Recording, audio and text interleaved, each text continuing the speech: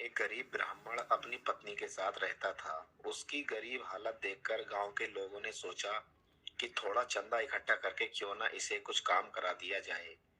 गांव के चौधरी की देखरेख में चंदा इकट्ठा किया गया तथा उससे ब्राह्मण को एक घोड़ा तांगा दिलवा दिया गया। ब्राह्मण उससे सवारी ढोता और इस प्रकार अपना गुजर बसर करने लगा। एक दिन सुबह जब ब्राह्मण शहर से गांव की तरफ लौट रहा था तो उसे दो सवारियां मिली। उनमें से एक सरकारी विभाग में अमीन व दूसरा उसका चपरासी था। उन्होंने ब्राह्मण से पूछा, क्या तुम्हारा तांगा खाली है? अगर खाली है तो गांव में जाना है, वहां का क्या लोगे? ब्राह्मण ने कहा कि खाली है और अमीन साहब से वहां के 5 रुपए लूंगा और चपरासी से 2 रुपए। अमीन ने कहा कि ऐसा क्यों? इस पर ब्राह्मण ने कहा कि चपरासी की आमदनी कम है और आपकी ज्यादा, इसलिए उससे किराया कम लूंगा और आपसे ज्यादा। सौदा तय हो गया। सफर करीब 10 किलोमीटर का था। दोनों तांगे में बैठ गए और चल दिए। चपरासी काफी बुजुर्ग था। ब्राह्मण ने चपरासी से कहा कि चपरासी साहब, आप काफी बुजुर्ग हैं, कृपया अपने अनुभव के आधार पर कोई ऐसा किस्सा सुनाएं जो जीवन में काम आए। चपरासी ने कहा कि एक अनुभव का 1 रुपया लूंगा। ब्राह्मण ने कहा, ठीक है, सुनाओ। उसने सोचा कि सफर कटेगा और 1 रुपया कम मिलेगा तो कोई बात नहीं, 3 रुपए तो अमीन साहब से फालतू लेने ही है। चपरासी ने कहा कि सुनो, अपने मन की या ऐसी कोई बात जिसे आप छिपा कर रखना चाहते हैं उसे कभी भी अपनी पत्नी को मत बताना। ब्राह्मण ने कहा, आगे? चपरासी ने कहा, बात खत्म हो गई और सुननी है तो उसका 1 रुपया और लगेगा। ब्राह्मण ने सोचा, अभी तो अमीन साहब के 2 रुपए और बचे हैं, क्यों ना एक बात और सुन ली जाए। उसने कहा, ठीक है, सुनाओ। चपरासी ने कहा कि जिस बात को 4 आदमी कहें उसे मान लेना चाहिए। ब्राह्मण ने पूछा, आगे? चपरासी ने कहा, बात खत्म हो गई। अगली बात के लिए अगर 1 रुपया और देने के लिए सहमत हो तो सुनाऊं। ब्राह्मण ने कहा, ठीक है, सुनाओ। चपरासी ने कहा, मुर्दे को कंधा देना चाहिए, वह कुछ दूर उसके साथ चलना चाहिए। ब्राह्मण समझ गया कि चपरासी साहब की बात खत्म हो गई है और अब अगली बात सुनी तो उसका 1 रुपया और लगेगा, जो मूल किराए में से जाएगा। इसके बाद ब्राह्मण ने और कोई बात सुनने को नहीं कहा। उन दोनों सवारियों को उतारकर ब्राह्मण अपने घर पहुंचा। अगले दिन ब्राह्मण सुबह तांगा लेकर शहर पहुंचा। रास्ते में उसने देखा कि भीड़ लगी हुई है। थोड़ा आगे चलकर देखा, वहां पुलिस वाले भी खड़े थे। उसने तुरंत तांगा वापस मोड़ा, क्योंकि वह जानता था कि पुलिस वाले कुछ न कुछ काम बता देंगे और पैसा देंगे नहीं। तभी एक पुलिस वाले की नजर उस पर पड़ी और उसने कहा कि अरे तांगे वाले, इधर सुन, कहाँ जा रहा है? ब्राह्मण रुक गया और समझ गया कि अब तो फंस गया है। शाम तक आज कुछ नहीं कमा पाएगा।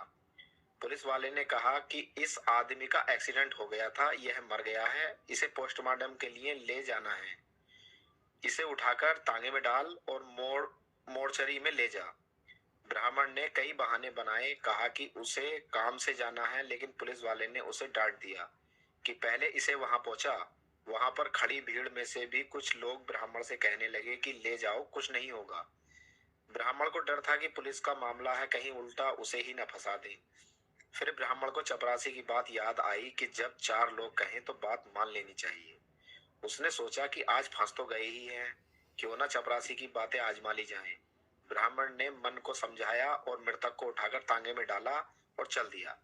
अस्पताल पहुंचकर जब ब्राह्मण ने उसे नीचे उतारने के लिए उसे उठाया तो मृतक के शरीर से उसके शरीर में कुछ चुभा। ब्राह्मण ने टटोल कर देखा तो मृतक की अंटी में एक थैली थी जिससे सोने के सिक्के तथा मोहरे थी। ब्राह्मण ने उन्हें निकाल लिया। वह अपने घर आ गया। कुछ दिन तक ब्राह्मण चुपचाप अपना तांगा चलाता रहा।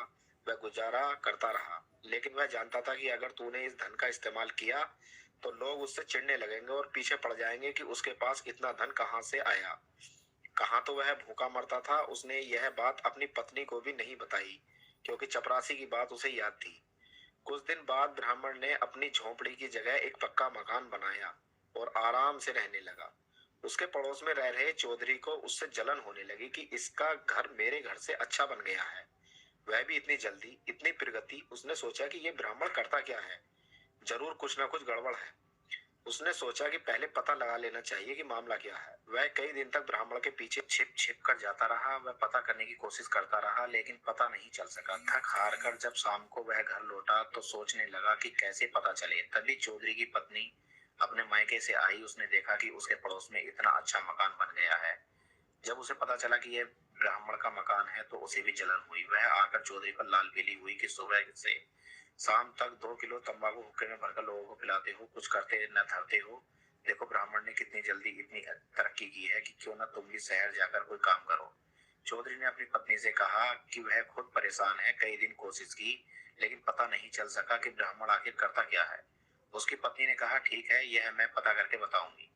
अगले दिन जैसे ही ब्राह्मण तांगा लेकर घर से निकला, चौधरी की पत्नी तुरंत ब्राह्मण के घर पहुंच गई और ब्राह्मण की पत्नी की झूठी तारीफ कर उसे रिझाने लगी कि बहन, तुम्हारे कुंडल बहुत अच्छे हैं, तुम्हारे गले में यह हार बहुत सुंदर लग रहा है, तुम्हारी साड़ी बहुत अच्छी है। इतनी तारीफ सुनकर ब्राह्मण की पत्नी फूली नहीं समा रही थी। बस फिर क्या था, उसने चौधरी की पत्नी को बिठाया और कहा, बैठो बहन, तुम तो दिखाई ही नहीं देती हो, यह तो तुम्हारा ही घर है, आती रहा करो। अच्छा बताओ क्या खाओगी। फिर ब्राह्मण की पत्नी दूध ले आई और दोनों दूध पीते पीते बातें करने लगी। तब चौधरी की पत्नी ने धीरे से कहा, अगर तुम बुरा न मानो तो बहन एक बात कहूँ। ब्राह्मण की पत्नी ने कहा, कही कहो, अपनों का भी कोई बुरा मानता है। बस फिर क्या था, चौधरी की पत्नी ने शुरू कर दिया खेल। उसने कहा, देखो तुम्हारे पास सारे सुख हैं सिर्फ एक चीज छोड़कर। उसने पूछा, क्या।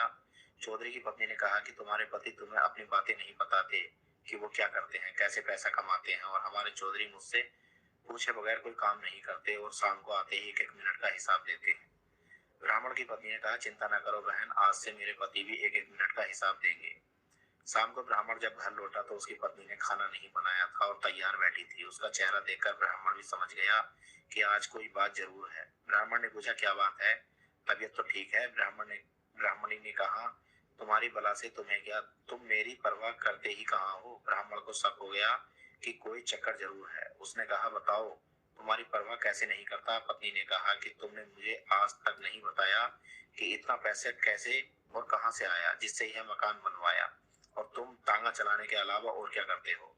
अब ब्राह्मण का शक यकीन में बदल गया कि जरूर कोई मेरी असलियत मेरी पत्नी के जरिए जानना चाहता है। लेकिन उसे चपरासी की बात याद थी। उसने कहा, पूछो क्या पूछना चाहती हो।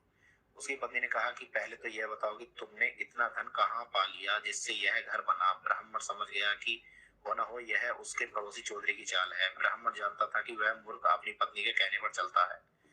उसने सोचा कि अपनी पत्नी से कहा कि देखो, मैं तुमसे बहुत ज्यादा प्यार करता हूँ और मैं तुम्हें दुखी नहीं देखना चाहता, इसलिए मैंने तुमको अपने बारे में कुछ नहीं बताया। तुम मेरे कष्टों के बारे में सुनकर दुखी हो जाओगी, परंतु जब तुमने जिद कर ही ली है तो मैं आज तुम्हें सब कुछ बता दूंगा। ब्राह्मण ने कहा, देखो किसी को बताना नहीं। मैं सुबह तांगा लेकर शहर में जाता हूँ। वहां पर थाने के सामने एक आदमी है, वह 5 रुपए देकर एक जूता मारता है। मैं रोजाना वहां जाता हूँ। शहर के बड़े बड़े धनवान लोग भी वहां आते हैं। बहुत लंबी लाइन लगी रहती है। मैं भी उस लाइन में लग जाता हूँ और 50 जूते लगवाता हूँ। तो थोड़ी देर आराम करने के बाद फिर लाइन में लग जाता हूँ और फिर 50 जूते लगवाता हूँ। इसी तरह से 500 रुपए प्रतिदिन कमाकर इकट्ठा किया है ये सब धन। पत्नी ने सोचा कि मैं भी कितनी मूर्ख हूँ कि मेरा पति कितनी मेहनत करके आया और मैंने उसके लिए खाना भी नहीं बनाया। ब्राह्मण मन ही मन खुश था कि चौधरी को अब जरूर सबक मिलेगा। ब्राह्मण जल्दी से खाना खाकर सोने का बहाना कर लेट गया। उसकी पत्नी तुरंत चौधरी के घर पहुंची और सारी बात बताकर कहने लगी, मेरे पति मुझसे कोई बात नहीं छिपाते। चौधरी की पत्नी ने कहा, सच कहती हो बहन, तुम बड़ी नसीब वाली हो। शाम को चौधरी घर आया। उसकी पत्नी ने आते ही सारी बात बताई और कहा कि तुम तो शरीर में भी ब्राह्मण से ठीक हो। वह एक बार में 50 जूते लगवाता, तुम तो 100 लगवा सकते हो। अब तो हम भी जल्दी पैसे वाले बन जाओगे। दोनों इसी तरह की बातें करते करते सो गए। सुबह उठकर चौधरी की पत्नी ने खाना बनाया और कपड़े में लपेटकर चौधरी के हाथ में दे दिया और कहा कि जाओ तुम भी देख के आओ। चौधरी बाजार खुलने के समय से पहले ही शहर पहुंच गया और थाने के सामने पहुंचकर उस आदमी को तलाशने लगा। चौधरी को यह डर था कि लाइन ज्यादा लंबी न लग जाए, इसीलिए वह इधर उधर देख रहा था। उसने थाने की दीवार के ऊपर से थाने के अंदर झांक कर देखा तो 2-3 बार ऐसा करने पर थाने में खड़े संतरी को उस पर शक हुआ और उसे बुलाकर उससे पूछा, क्या बात है, तथा उसकी तलाशी ली। चौधरी ने बताया कि मैं भी उस गांव का चौधरी हूँ और यहाँ कोई आदमी 5 रुपए देकर जूता मारता है, मैं भी उसके पास जूते लगवाने आया हूँ। सिपाही ने सोचा कि कोई पागल है, ऐसे जाने वाला नहीं है। उसने कहा कि मारता तो यही सामने था, पर आज उसने रेट कम कर दी है, इसीलिए ग्राहक वापस चले गए हैं। चौधरी ने पूछा, कितने कम हो गए हैं आज रेट। सिपाही ने कहा कि आज वह 1 रुपया देकर 5 जूते मारने का रेट दे रहा है। ग्राहक कुछ कम थे, इसीलिए वह मुझे कह गया है। चौधरी ने सोचा, गाँव से आने में 2 रुपए तो किराए में लगे हैं, कम से कम इतने जूते तो लगवा दूंगी, किराया वसूल हो जाए। चौधरी ने कहा कि ठीक है, तो आप 2 रुपए के जूते मार लो। सिपाही ने अपना बड़ा सा जूत निकालकर चौधरी के सिर पे मारा। चौधरी को चक्कर आ गया, लेकिन उसे किराया पूरा करना था, सो उसने कहा, जल्दी जल्दी मान लो। सिपाही ने एक के बाद एक 10 जूते मारे। चौधरी बेहोश होकर गिर गया। सिपाही ने पानी डाला तो वह उसमें आया और बोला कि अब पैसे दे दो। सिपाही ने कहा, वह आदमी कहकर गया है कि कल पैसे आकर ले जाना। चौधरी गिरता पड़ता अपने घर पहुंचा और अपनी पत्नी को सारी बात बताई। उसकी पत्नी को अकल आई और उसने कहा कि चौधरी, हम तो अपने घर पर ऐसे ही ठीक है, हमें धनवान नहीं बनना। फिर वह ब्राह्मण के घर कभी नहीं गई।